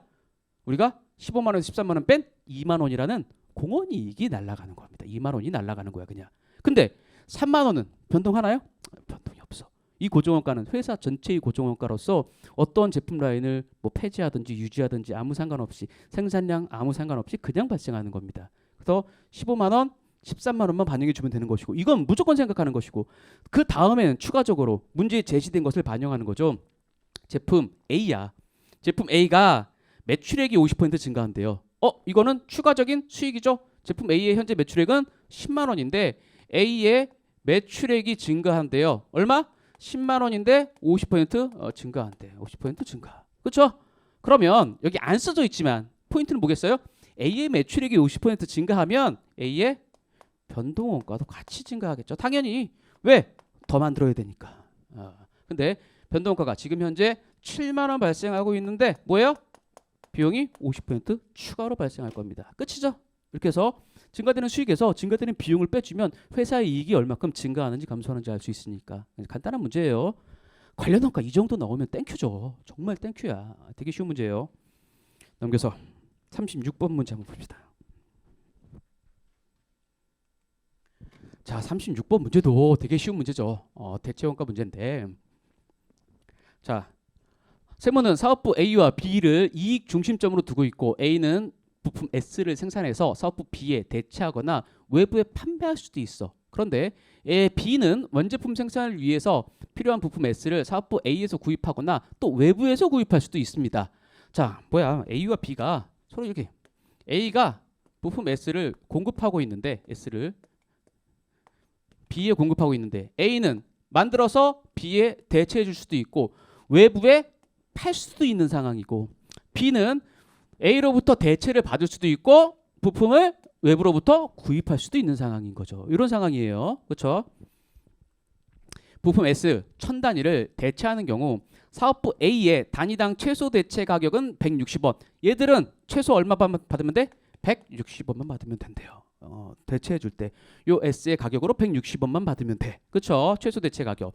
자, 부품 S 1000단위를 내부 대체하면 대체하지 않는 것에 비해서 회사 전체의 이익이 5만 원 증가한대요. 자, 이 경우 부품 S 1000단위에 대한 사업부 B의 단위당 최대 대체 가격. 여기서의 가격, 최대 대체 가격 얼마고? 그렇죠? 그리고 이로 인해서 증가하는 이익을 두 사업부가 균등하게 나눌 수 있는 대체 가격의 합은 얼마인가 물어봤으니까 얘 계산하고 그냥 요 두 개의 가운데 값을 계산해서 합치라는 겁니다. 근데 문제의 포인트는 이거죠. 회사 전체 이익이 대체를 하면 5만 원이 증가한대. 뭐라고 했어요? 우리가 최소 대체 가격, 최대 대체 가격 계산한 다음에 기업 전체 입장에서 바라보면 최소 대체 가격과 최대 대체 가격이 이렇게 빗금이 형성되면 무조건 회사 입장에서는 이익이죠. 무조건 이익이야. 왜 그런지 여기 한번 간략하게 다시 한번 보면 여기 160원입니다. 최소 A 사업부는 160원만 받으면 돼. 여러분 이거 무슨 뜻이야? 이 160원의 가격은 외부에 팔면 160원이거든요. 외부에 팔면 얘네들이 외부에 팔 수 있는데 외부에 팔면 160원이야 이렇게 생각하라고요. 160원이야. 근데 여기 보세요. 최대 대체 가격 아직 몰라요. 모르는데 우리가 최대 대체 가격은 요렇게 요거 보다만 싸게 니들이 우리한테 팔아주면 우리는 살 거야. 이게 최대 대체 가격이죠. 이거 여러분 뭐겠어요? 외부에서 구입하는 가격이죠. 그럼 보세요. 이게 외부에서 구입하는 가격이면 외부에서 구입하면 이건데 내부 대체하면 이거예요. 그러면 요 사이에서 아니면 밖에서도 마찬가지야. 회사는 무조건 하나 사내 대체를 할 때마다 요 사이 금액만큼 무조건 이익을 볼 수밖에 없어요. 그렇죠? 외부에서 부품을 사오면 160원인데 대체해주면 우리가 요 외부에서 사면 이만큼인데 대체해주면 160원에 한다 그러면 이만큼 이익을 얻을 때고 그리고 가격이 여기서 결정됐다고 한다면 요거를 이제 외부에서 구입하는 가격인데 160원에 대체받으니까 이만큼 이익을 바라볼 것이고 가격이 여기서 결정됐다고 한다면 외부에 팔면 이만큼인데 이만큼을 우리가 돈을 받으니까 이만큼이 또 이익일 거예요. 무조건 이익이라고요. 가운데서 결정되면 여기 A 사업부는 외부에 팔면 160원인데 이만큼을 받으니까 이만큼이 이익이고 요 가운데서 결정이 되면 가격이 뭐예요? 우리는 외부에서 구입하면 이만큼의 돈을 줘야 되는데 이만큼으로 싸게 사오니까 이만큼이 이익이에요. 무조건 이렇게 빗금이 형성되면 한 단위 대체할 때마다 이만큼 이익이라는 거죠. 근데 이 금액이 얼마래? 5만 원이래. 5만 원. 이게 5만 원. 이 이익 금액이 5만 원이래요. 이 이익 금액 5만 원 어떻게 나온 거예요? 요 두 개의 차이에다가 뭐예요? 요 두 개의 차이에다가 P-160원의 차이에다가 곱하기 1000개를 우리가 대체하기 때문에 5만 원의 이익이 발생한 거죠. 그럼 요 P 가격을 요 가격을 우리가 최대 대체 가격을 알 수가 있는 겁니다. 계산해 보면 최대 대체 가격이 얼마가 나오냐면 최대 대체가 210원이에요. 여러분 210원을 대입해 놓고 다시 생각을 해보면 돼. 210원. 210원. 자 보세요. B사업부는 외부에서 사오면 210원이기 때문에 210원보다만 싸게 우리가 공급해주면 우리는 너무 좋아. 이렇게 말을 하는 것이고 A사업부는 우리가 외부에 팔면 160원인데 160원 이상만 받아주면 우리는 무조건 오케이야. 이렇게 말을 하는 거죠. 그래서 이 두 개가 이렇게 빗금이 형성된다고 한다면 요 가운데서 결정이 됐어. 만약에 180원이죠. 그럼 뭐야? 하나 대체할 때마다 A사업부는 20원씩 이익이고. 그렇죠? B사업부는 하나 대체할 때마다 210원에서 180원 뺀 30원씩 이익이야. 그러니까 하나 팔 때마다 50원씩 무조건 이익인 거죠. 회사 입장에서는. 그래서 이거 곱하기 1000개를 대체하니까 5만 원의 회사 전체 이익이 증가하는 이런 상황입니다. 자, 그럼 이거 210원 계산했죠? 요 가운데 우리가 이익값 뭐예요? 두 사업부가 균등하게 이익을 나눌 수 있는 대체 가격, 이익 가격은 160원에서 210원 정확하게 가운데 값일 거예요. 그렇죠? 25원을 우리가 더한 값일 테니까 185원이 될 겁니다. 그래서 185원과 210원을 더한 값이 그 답이죠. 이거 되게 쉬운 문제였어요. 되게 쉬운 문제. 자, 37번 문제 한번 볼게요.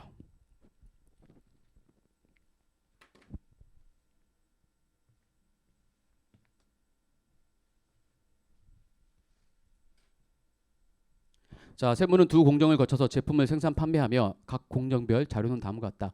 1공정, 2공정 통해 가지고 우리가 제품을 생산하고 1공정은 최대 생산 능력이 8,000개, 2공정은 10,000개예요. 총 고정원가 얼마씩 발생할지 나와 있고 단위동 변동원가 나와 있습니다. 자, 1공정의 완성품은 외부 판매 시장이 존재하지 않지만 2공정에서 추가 가공해서 완제품을 생산한 후에 단위당 120원에 모두 판매를 할 수 있는 상황입니다. 1공정은 외부 시장이 없어. 근데 1공정을 통해서 2공정에 대체해주고 2공정을 끝내야지만 외부에 판매할 수가 있는데 판매하는 가격은 한 개당 120원. 그렇죠? 이렇게 되는 상황이에요. 근데 1공정은 몇 개까지밖에 생산을 못하냐면 8,000개까지밖에 생산을 못해요. 2공정은 10,000개를 생산할 수 있어요. 근데 여기 지금 몇 개 생산하고 있어? 8,000개 생산하고 있죠. 왜? 1공정을 거쳐야지만 2공정으로 갈 수 있는 겁니다, 여러분. 근데 1공정의 최대 생산력이 8,000개야. 얘가 최대 생산력이 10,000개라고 해도 일로 가는 것은 몇 개? 8,000개밖에 지금 못 가고 있어요. 그럼 2공정도 현재 8,000개만 생산하고 있는 겁니다. 최대 생산 능력이 10,000개인 거와 상관없이. 그렇죠? 자, 이 상황 하에서 보세요. 자, 120원에 판매할 수 있고 1공정에서는 공선이 발생하지 않지만 2공정에서는 투입량의 5%는 2공정 종점에서 공손이 돼 버린대요. 공손이 되고 공손품의 처분 가치는 없고 8만 원을 추가 투입해서 1공정의 최대 생산 능력을 1,000개를 증가시킬 수 있다고 하면 회사의 이익은 얼마나 증가하는가 이렇게 물어봤어요. 그럼 보세요. 8만 원에 원가를 투입하게 되면 어떤 것들이 변하는지 보세요. 자, 첫 번째 1공정. 자, 8만 원을 써서 우리가 최대 생산 능력, 1공정의 생산 능력, 최대 생산 능력 얘를 9,000개로 증가시킨 거죠. 그러면 1공정이 뭐예요? 생산을 1,000개 더 할 수 있어요. 생산 1,000개 더 늘어나죠. 생산 1,000개 늘어납니다. 그럼 보세요, 여러분. 2공정으로 1,000개를 더 넘겨주겠죠. 그러면 2공정의 생산이 1,000개 투입이라고 할게. 투입이 1,000개 더 늘어나겠죠, 당연히. 그럼 보세요. 2공정의 생산량은 몇 개입니까?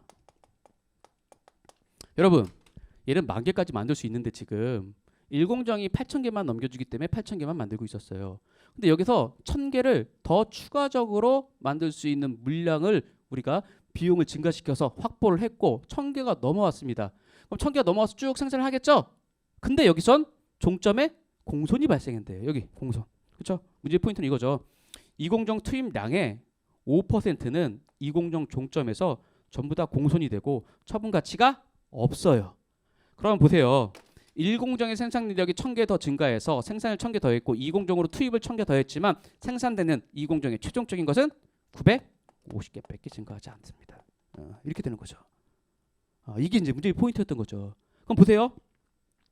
이렇게 하면 1000단위 증가시킬 수 있으면 회사의 이익은 얼마나 증가하는가 이렇게 물어봤는데 이렇게 머릿속에 정리가 되면 문제 끝난 거죠. 왜냐? 1공정 이렇게 1000개 더 생산하면 뭐예요? 1공정에서 변동원가가 증가하겠죠. 변동원가가 증가해. 1000개 곱하기 20원만큼 변동원가가 증가할 거예요. 자, 2공정 투입을 1000개 더합니다. 그러면 2공정에서 더 만들어야 되잖아요. 만드는데 몇 개 만드는 것만큼 변동원가 증가합니까? 공손이 종점에 발생하기 때문에 마지막 시점에 여기서 공손이 발생하거든요. 그러면 가공을 다 해야 돼. 1000개 곱하기 얼마? 10원만큼 변동원가가 증가합니다. 자, 그리고 자, 생산량이 950개 더 증가했으니까 이제 뭐예요? 120원에 판매할 수가 있죠. 매출액이 증가해. 매출액이 증가하는데 이 매출액은 얼마큼 증가해? 120 곱하기 950개만큼만 증가한다고. 5%는 공손이기 때문에 1000개가 아니라는 거. 이게 포인트죠. 그리고 이게 다 관련 원가고 하나만 더 고려해 주면 되는 거죠. 뭐예요? 이렇게 1공정에 우리가 최대 생산력을 확보하기 위해서는 뭐야? 8만 원을 추가 투입해야 돼. 8만 원은 추가적으로 들어가는 원가죠. 원가 8만 원 더 들어가고 변동원가 더 들어가고 변동원가 더 들어가. 근데 수익은 이만큼 더 증가해. 다 우리가 합계 내주면 회사의 이익이 얼마큼 증가하는지 감소하는지 우리가 관련 원가 이용해 가지고 계산할 수 있겠죠. 계산해 보시면 됩니다. 자, 38번 문제.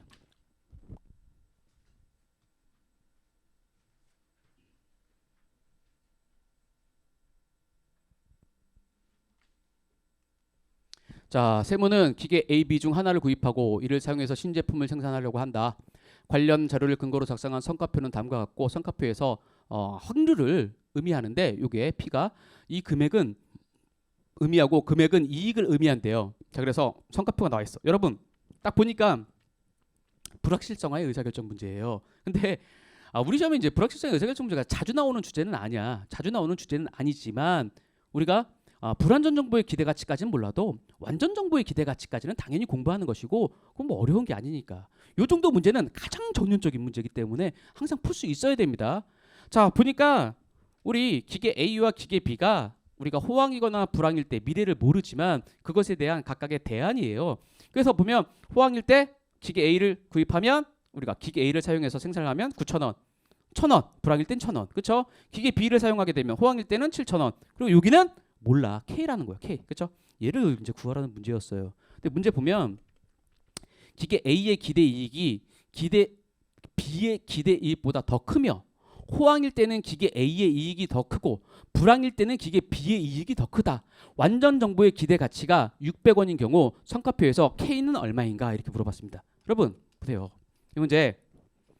자, 기계 A를 우리가 선택했어. 선택 가능한 대안이 두 개 있는데 기계 A를 선택했을 때 호황일 확률은 0.4, 40%, 불황일 확률은 60%니까 여러분 여기다 뭘 쓸 수 있는 거야 이거? 기대 이익을 쓸 수 있죠. 기대 이익을 쓸 수가 있습니다. 기대 이익 쓰면 9,000원 곱하기 0.4 더하기 1,000원 곱하기 0.6 이렇게 해가지고 기대 이익을 계산해 보면 이 기대 이익이 얼마가 나오냐면 이거 다 뒤에 정리해놨나? 정리해놨네. 여러분 자 여기다 정리해놨어. 보면 이렇게 해서 곱해서 더하면 얼마 나오냐면 4,200원이 나와요. 4,200원 나와. 근데 여기는 지금 기계 B를 선택하게 되면 불황일 때 얼마의 이익인지 모르니까 우리가 그냥 K라고 나와 있잖아요. 그대로 적용해서 우리가 7,000원 곱하기 0.4 K 곱하기 0.6이라고 표현하면 0.6K 더하기 2,800원 이렇게 계산이 된다고요. 근데 여러분 이 문제 아까 전에 문제 읽어볼 때 뭐라고 돼 있었냐면 자 호황일 때는 뭐라고 했어? 호황일 때는 기계 A의 이익이 더 크대. 맞죠? 호황일 때는 기계 A의 이익이 더 커요. 9,000원, 7,000원. 그리고 불황일 때는요, 여러분. 기계 A와 기계 B 중에서 어떤 게 이익이 더 큰지는 K 값을 알아야지만 알 수 있는 거야. 근데 문제에서 제시돼 있잖아. 뭐라고 했냐면 불황일 때는 기계 B의 이익이 더 크대요. 이게 얼마인지 모르겠지만 1,000원 이상이란 뜻이었어. 그렇죠? 그리고 자, 이거 불황일 때, 호황일 때 빼고 그냥 성과표 바로 밑에 뭐라고 되어 있었냐면 이거예요. 기계 A의 기대 이익이 기계 B의 기대 이익보다 더 크대요. 이건 뭘 말하는 거야? 기대 이익 이렇게 계산하는 건데 기계 A의 기대 이익이 더 크다는 거예요. 이렇게 되는 거예요. 그렇죠? 문제 이렇게 준 거라고요. 그러면 우리 문제에서 원래 완전 정보의 기대 이익 또는 기대 가치라고 하는데 이거를 계산하라는 문제를 주는데 이거는 얘를 알려주고 600원이라고 문제에서 알려줬어요. 알려주고 K를 구하라고 했어. 근데 항상 완전 정보의 기대 가치라는 것은 뭐예요? 완전 정보의 기대 가치는 100% 미래를 쪽집게로 100% 맞추는 사람에게 지불할 수 있는 용의가 있는 최대의 수수료 금액이야. 그 뜻은 무슨 뜻이냐면 우리가 완전 정보를 가지고 있는 사람이 우리가 낼 수 있는 기대값에서 기존 정보, 우리 그런 정보가 없는 사람이 선택하는 기계 A와 기계 B 중에 하나를 선택해야 되는 이런 상황하에서 선택한 기존 정보와의 기대 가치를 빼주면 그게 완전한 정보의 수수료 값이라고요. 기대값이에요. 그럼 보세요. 완전한 정보가 있으면 미래가 호황일 거야. 그럼 기계 A를 선택하죠. 기계 A를 선택해. 미래가 불황일 거야 라고 하면 뭐야? 이 값은 모르지만 이게 더 크다고 했으니까 얘를 선택할 거예요. 그러면 완전한 정보가 있다고 한다면 완전한 정보 하에서 기대 가치는 뭐야? 9,000원 곱하기 0.4 K 곱하기 0.6이야. 9,000원 곱하기 0.4 K 곱하기 0.6이라고. 이게 100% 쪽집게처럼 맞추는 사람이 있다고 한다면 미래를 우리는 이만큼의 이익을 기대할 수가 있습니다. 그런데 우리는 그런 사람은 없어. 우리 그런 사람 없이 뭐야? 그런 정보 모르고 그냥 뭐야? 미래가 호황일지 불황일지를 모르는 상황 하에서 A와 B 중에 선택해야 돼. 근데 뭐라고 그랬어? 기계 A의 기대이익이 기계 B의 기대이익보다 더 크다고 했으니까 우리는 그냥 기계 A를 선택할 거란 말이에요. 그럼 그 값은 4,200원입니다. 그래서 완전한 정보가 있다고 한다면 그거의 기대가치 이 뜻은 완전한 정보를 사기 위해서 지불할 수 있는 수수료는 얼마냐 이 뜻인데 이건 뭐야? 완전 정보 하의 기대가치에서 기존 정보 하의 기대가치를 빼주고 우리가 이것을 완전 정보의 기대가치라고 부르는데 여기서 이거 빼주면 600원이니까 K를 우리가 계산할 수 있는 거죠. 이거 어려운 문제는 아니에요. 그렇죠? 어려운 문제 아니었어. 어렵죠. 조금 어려워. 조금. 자, 39번 문제 볼게요. 자, 세무는 기계 A, B 중 아니네. 세무는 단일 제품을 생산해서 판매하고 제품 단위당 판매 가격은 1,000원, 단위당 변동원가 600원, 총 고정원가 190만 원으로 예상이 된대요. 세법에 의할 경우 총 고정원가 중에서 10만 원가, 단위당 변동원가 중에서 50원은 세법상 송금으로 인정되지가 않는데요. 자, 세무에 적용될 세율이 20%인 경우 세후 순이익 4만 1,000원을 얻기 위해서는 제품을 몇 개 팔아야 되는지 판매 수량을 물어보고 있어요. 여러분, 전형적인 이제 CBP 분석 문제인데 CBP 분석 문제는 항상 우리가 단위당 판매 가격이 얼마인지, 변동원가 얼마인지, 고정원가 얼마인지를 이제 원가 구조를 파악한 다음에 문제를 푸는 거잖아요. 판매 가격은 1,000원이야. 변동원가는 얼마냐면 600원입니다. 단위당. 고정원가는 총 190만 원이에요. 이렇게 돼. 그런데 세법상으로 뭐라고 했냐면 세법상으로 변동원가 중에서 50원은 세법상으로 인정이 안 됩니다. 그러면 세법상 텍스상 인정되는 변동원가는 얼마예요? 550원밖에 안 된다고요. 그렇죠? 두 번째. 자, 총 고정원가 중에서 10만 원은 우리가 세법상 송금으로 인정이 안 돼요. 원래 190만 원이라는 고정원가가 발생하는데 세법상으로는 얼마라는 거예요? 그러면 10만 원 인정 안 되니까 180만 원이라는 거예요. 그렇죠? 이렇게 되죠. 그럼 여러분 우리가 회사의 세후 순이익을 계산하는 CBP 분석에서 그 구조는 어떻게 하는 거야? 단위당 판매 가격에서 단위당 변동원가를 빼. 그렇죠? 그리고 여기다가 곱하기 판매량을 곱하면 공원 이익이에요. 여기서 이제 고정원가까지 최종적으로 빼버리면 뭐야? 회사의 이익이에요. 영업이익이야. 근데 여기서 세금까지 내야 돼. 그럼 뭐야? 곱하기 1 마이너스 세율 하면 이게 회사의 세후순이익이에요. 세후순이익. 이렇게 되는 거죠. 그런데 여러분 여기서는 기본적인 가정이 있어요. 자, 여기서부터 시작해서 여기까지 계산하면 회사의 이익이에요. 고정원가까지 다 뺀 이익이야. 근데 이거 곱하기 1 이렇게 하면 뭐야? 이건 회사의 이익. 이거 곱하기 세율 해가지고 빼주는 거죠. 그 말인즉 뭐예요? 이게 회계상의 이익인데 회계상의 이익과 세법상의 이익이 정확하게 일치한다는 뜻이야. 그러니까 그냥 한 번에 1-T로 빼주는 거라고. 그런데 우리는 세무회계를 배우는 이유가 뭐예요? 회계상 이익과 세법상 이익이 다르죠. 그래서 세무조정을 하는 거잖아. 세무조정을 하는 거라고. 그러면 여기 지금 이렇게 600원 중에 세법상으로는 550원만 인정돼. 우리가 고정원가 190만 원으로 회계상은 인정되지만 세법상으로는 180만 원만 인정돼라고 하면 이 식을 변형해 가지고 그냥 이렇게 쓰면 된다고요. 자, 여기다 적용해서 바로 써볼게요. 야, 우리 한 개 팔면 1,000원이야. 600원 변동원가야. 요거 곱하기 Q 하면 회사의 이제 공원이익인데 여기서 고정원가 얼마? 190만 원 빼주면 회사의 이익이야. 회사의 이익인데 여기다가 곱하기 1-T 해버리면 회계상 이익과 세법상 이익이 똑같다는 뜻이야. 근데 이거는 그냥 회계상 이익이고 회계상 이익이야. 그리고 세법상으로는 별도로 계산하는 거야. 그러면 그냥 뒤에 다시 계산하는 게 편하죠. 다시 계산하는 거야. 세금만 별도로 계산한다고요.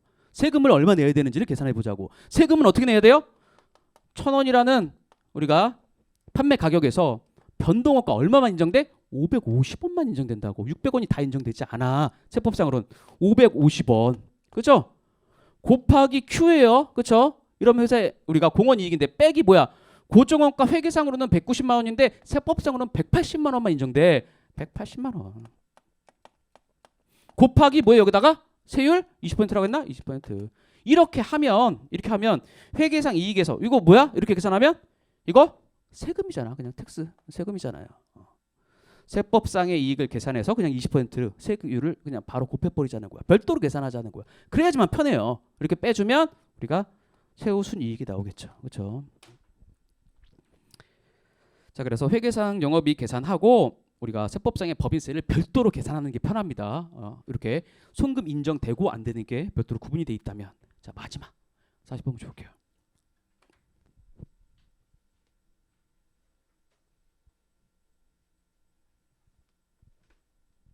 자, 세무는 단기 영업을 처음 시작했으며 실제 원가 계산을 사용하고 있습니다. 단기 제품 생산량은 총 2,000개고 제품 단위당 판매 가격은 1,000원, 단위당 직접 재료 원가는 280원, 그리고 단위당 직접 노무 원가는 320원이고 단기 총 고정 제조 간접 원가는 20만 원, 고정 판매비와 관리비는 30만 원입니다. 변동 제조 간접 원가와 변동 판매 관리비는 존재하지 않습니다.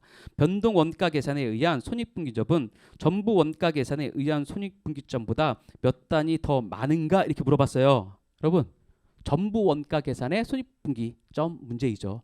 우리 12분석 문제니까 P, V, 고정원가 일단 원가 구조를 파악해 보면 이 원가 구조가 어떻게 됩니까? 기본적으로 판매 가격은 1,000원이고 1,000원. 자, 문제 잘 읽어야 되는데 이 문제 잘 보면 여기 보세요. 단위당 판매 가격 1,000원이고 단위당 직접 재료원가 280원, 단위당 직접 노무원가 320원, 그리고 뭐까지? 우리가 변동 제조 간접원가까지 변동원가니까 더해줘야 되는데 변동 제조 간접원가 자료 없고 또 뭐? 변동 판매비와 관리비도 더해줘야 되는데 변동 판매비 관리비도 없어요. 여기 나와 있잖아. 변동 제조 간접원가 없고 변동 판매 관리비가 존재하지 않아. 그럼 뭐야? 직접 재료원가 280원과 직접 노무원가 320원 합친 게 유일한 변동원가야. 그럼 600억이네. 600원. 고정원가는 고정 제조 간접가 20만 원과 고정 판매비와 관리비 30만 원 합쳐서 고정원가는 50만 원 이런 상황이. 자, 그러면 여러분, 자 우리가 손익분기점 계산할 때 우리 이런 원가 변동원가 계산에 이익식 이걸 가지고 우리가 손익분기점을 계산하자. 뭐냐면 가격에서 여기 변동원가 빼준 다음에 곱하기 Q 해. 그 다음에 고정원가를 빼주면 이게 회사의 이익이에요. 이제 세법상 그 법인세율이 없다고 가정할 때 법인세 없다고 가정하면 이게 회사의 이익인데 손익분기점이라는 건 뭐야? 이게 0이잖아. 이렇게 바라보고 우리가 요 Q로 정리해가지고 손익분기점을 계산하는 거였어요. 근데 그때 요 V 변동원가 이 변동원가 계산에서는 이익식을 이렇게 변동원가 계산의 이익은 이렇게 우리가 정의하는데 요 변동원가가 뭐냐면 여러분 직접 재료원가, 직접 노무원가, 변동 제조간접가 그리고 변동 판관비까지. 그런데 요 고정원가는 뭐야 그러면? 우리가 고정원가 한 번에 말버리지만 뭐야 이게? 고정 제조간접원가 그리고 고정 판관비. 우리 원래 이제 관리액에 관리액 파트 넘어오면 이익을 도출하는 과정에서 빼는 것은 전부 변동원가, 초변동원가 계산에도 마찬가지야. 딱 6개밖에 없어. 직접 재료원가, 직접 노무원가, 변동 제조간접원가, 고정 제조간접원가, 변동 판관비, 고정 판관비. 이렇게 다 빼주면 우리가 영업이익이라고. 직접 재료원가, 직접 노무원가, 변동 제조관자본가, 고정 제조관자본가는 제조원가로 빼주는 것이고, 그렇죠? 그 다음에 우리가 매출 총익 계산한 다음에 판관비에서 빼주는 건 뭐야? 변동 판관비, 고정 판관비라고요. 그래서 6가지를 이렇게 정리한 거예요. 변동원가 계산에서는. 근데 전부원가 계산에서는 전부원가 계산에 우리가 이익을 옆으로 써보면 이렇게 된다고요. P 마이너스 V, 그쵸? 근데 여러분 보세요. 직접 재료원가, 직접 노무원가, 변동 제조관자본가, 변동 판관비까지도 여기서 빼줘도 돼. 여기서 빼줘도 돼. 뒤에서 빼주나 앞에서 빼주나 어차피 곱하는 Q가 판매량이기 때문에 똑같다고요. 그럼 우리가 원래 전부원가 계산에서는 원래 변동 판관비를 뒤에서 빼주지만 그냥 앞에서 빼줘도 아무 상관없는 거예요. 그리고 하나 더 빼줘야 되죠. 전부원가 계산은 고정 제조관자본가도 제품의 원가로 친단 말이에요. 그래서 단위당 고정 제조관자본가까지도 빼줘야 된다고요. 그리고 곱하기 Q죠. 그럼 마이너스 뭐야? 이 고정원가가 고정 제조관자본가랑 고정 판관비로 구성되어 있는데 고정 제조관자본가를 앞으로 넘겨줬어요. 그럼 뒤에 남은 거는 고정 판관비밖에 없어. 이렇게 빼주면 이게 회사의 이익인데 이걸 0으로 놓고 우리가 풀면 전부원가 계산에서의 뭐야? 손익분기점 판매량을 계산할 수가 있습니다. 자, 그럼 이 문제 뭐예요? 이 문제는 자, 변동원가 계산에 손익분기점은 어떻게 계산한다고? 50만 원이라는 고정원가를 1,000원 마이너스 600원이라는 400원 단위당 공원 이익으로 나눠주면 손익분기점 판매량이고, 전부원가 계산에선 요 Q로 정리하면 넘기면 고정 판관비만 넘어가고, 그쵸? 어떻게 되겠어요? 손익분기점 전부원가 계산에서는 고정 판관비만 적는다고. 50만 원 중에서 20만 원은 고정 제조관자본가고 30만 원이 고정 판관비니까 30만 원. 그쵸? 그리고 P-V 한 다음에 400원에서 추가적으로 뭘 빼줘요? 고정 제조관자본가, 단위당 고정 제조관자본가 빼줍니다. 단위당 고정 제조관자본가는 고정 제조관자본가 20만 원 있는데 단기 제품 생산량이 몇 개야? 저기 2,000개네요. 2,000개. 2,000개면 나눠주면 우리가 얼마인가? 100원이죠? 100원.